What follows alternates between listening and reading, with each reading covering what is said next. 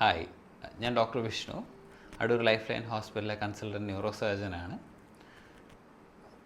തലച്ചോറിന് പരിക്ക് പറ്റി വരുന്ന എല്ലാവർക്കും സർജറി വേണ്ടി വരാറുണ്ടോ? തലയോട്ടിയൊക്കെ എടുത്ത് മാറ്റേണ്ടി വരാറുണ്ടോ? ഇല്ല.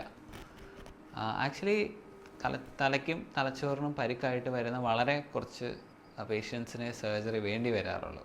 ആൻഡ് സർജറി ചെയ്യേണ്ടി വരുന്ന സാഹചര്യം പൊതുവെ അതൊരു ലൈഫ് സേവിങ് സിറ്റുവേഷൻ ആയിരിക്കുമ്പോഴാണ്. അതായത് നമ്മൾ ഓപ്പറേഷൻ ചെയ്ത് തലച്ചോറിനുള്ളിലെ പ്രഷർ കുറച്ചില്ലെങ്കിൽ പേഷ്യൻ്റ് മരിച്ചു പോകും എന്നുള്ളൊരവസരത്തിലാണ് പൊതുവെ ഓപ്പറേഷൻ ചെയ്യുന്നത്. അപ്പോൾ മിക്ക പേഷ്യൻസും തലയ്ക്ക് പരിക്കായിട്ട് വരുന്നവർ നമ്മൾ കണ്ട് സ്കാനൊക്കെ എടുത്ത് നോക്കി, പൊതുവെ CT സ്കാനാണ് എടുക്കുക. CT സ്കാനിൽ ചെറിയ തരം പരിക്കുകളോ തലവെട്ടിക്കോ പൊട്ടലൊക്കെ ഉള്ളവർ ICUവിൽ ഒബ്സർവ് ചെയ്ത് ഫോളോ അപ്പ് സ്കാൻസ് ഒക്കെ പൊതുവെ എടുത്ത് മരുന്ന് കൊണ്ട് ട്രീറ്റ് ചെയ്ത് അവരെ വേഗം ഡിസ്ചാർജ് ചെയ്ത് വീട്ടിലേക്ക് വിടും. പിന്നെ OPയിൽ ഫോളോ അപ്പും ഉണ്ടാവും.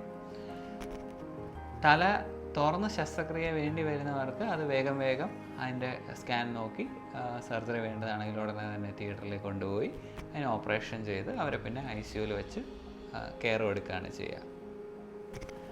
പിന്നെ ഡിഫ്യൂസ് ആക്സോണൽ ഇഞ്ചറി എന്ന് പറയുന്ന ഒരു തരം തലച്ചോറിനുള്ള പരിക്കുണ്ട്. അതായത് ഭയങ്കര ഹൈ വെലോസിറ്റി ഇഞ്ചറി, ഭയങ്കര സ്പീഡിലൊക്കെ കാറും ബൈക്കും ഒക്കെ തമ്മിൽ കൂട്ടിമുട്ടുമ്പോഴത്തേക്കും ഈ പേഷ്യൻ്റ് തെറിച്ച് തലച്ചോറ് കറങ്ങുമ്പോഴത്തേക്കും തലച്ചോറിൻ്റെ ഏറ്റവും ഉൾഭാഗത്തുള്ള ഭാഗങ്ങൾക്കെല്ലാം പരിക്ക് പറ്റിയിട്ട് വരുന്ന ഒരു തരം പരിക്കാണ് ഡിഫ്യൂസ് ആക്സോണൽ ഇഞ്ചറി. ഇപ്പോൾ ഈ ഡിഫ്യൂസ് ആക്സോണൽ ഇഞ്ചറി ആയിട്ട് വരുന്ന പേഷ്യൻസിന് സ്കാനിൽ പലപ്പോഴും പല സ്ഥലത്തായിട്ട് ബ്ലീഡിങ് ഉണ്ടാവും, ബോധം വളരെ കുറവായിരിക്കും. അപ്പോൾ അങ്ങനെയുള്ളവർക്ക് നമ്മൾ തലച്ചോറിലേക്ക് പ്രഷർ നോക്കാനുള്ള ഒരു മോണിറ്റർ ഇട്ട് വയ്ക്കും. അതായത് നമ്മളിപ്പോൾ കയ്യിൽ പ്രഷർ അപ്പാരറ്റസ് കെട്ടി BP ഒക്കെ ചെക്ക് ചെയ്യുന്നത് പോലെ തലച്ചോറിൻ്റെ പ്രഷർ നോക്കാനുള്ള മോണിറ്ററാണ്. അത് കൂടാതെ പ്രഷർ അതിനൊരു ക്രമമുണ്ട്, ആ ക്രമത്തിൽ കൂടാതെ നോക്കുക എന്നുള്ളതാണ് അതിൽ പ്രധാനം.